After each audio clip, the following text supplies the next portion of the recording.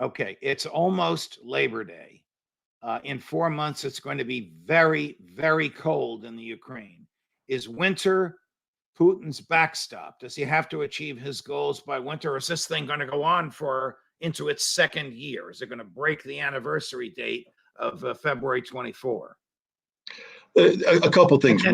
Before you answer that, winter has another effect, like the absence of heating fuel in Germany. Yeah, well, winter's going to have some economic and political impact on Europe that's going to be to the benefit of Russia, not the detriment. It's going to be against Ukraine. The Russians have made it clear that this war is driven by operational objectives, not the calendar. They don't care about the calendar. And here's an important thing.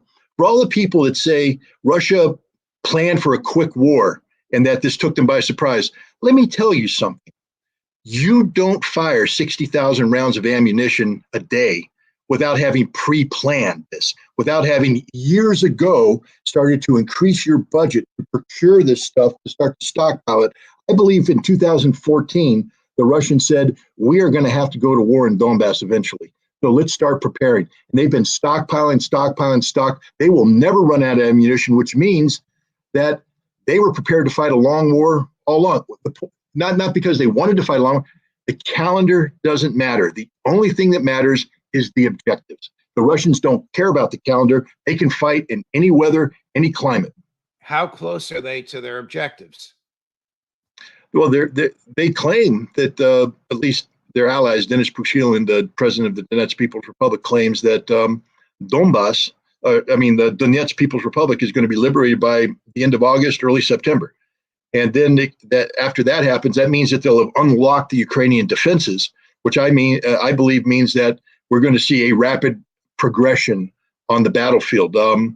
We're very close to the end game, I believe. I think the Russians are, and according to the intelligence that appears to be coming out of there, again, I'm not an active duty intelligence officer, so I'm a prisoner of data, but open source data. But the open source data that I'm seeing from multiple sources suggests that Russia is building 3 large offensive groupings of forces, one in the south, one in the center, one in the north.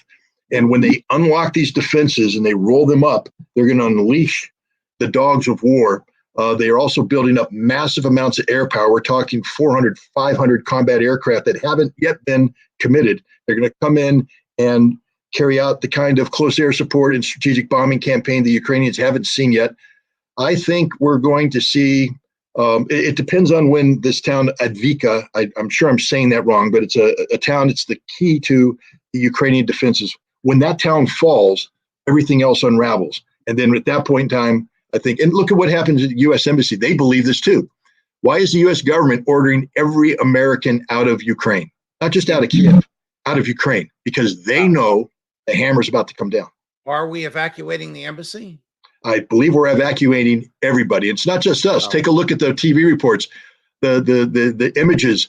The Ukrainians are fleeing Kiev. It's traffic jams getting out of the capital city right now. The Ukrainian government has stopped working in their normal workplaces. They're working in reinforced underground bunkers because they believe that at any moment now the Russians are going to come in and take them out. Okay. So there we go. I'm going to let you go. This is another wonderful, wonderful interview, Scott. You're so knowledgeable and so intellectually honest. But I have to say to those people in the CIA who heard your offer, if you want this debate, let us know and I will moderate the debate. Of course, I'm on Scott's side, but I'll do my best. You're a judge. You're a judge. Right, to be a neutral moderator. I might even put my black robe on. There you go. Ritter, thank you so much. All the best to you. Thank you, sir.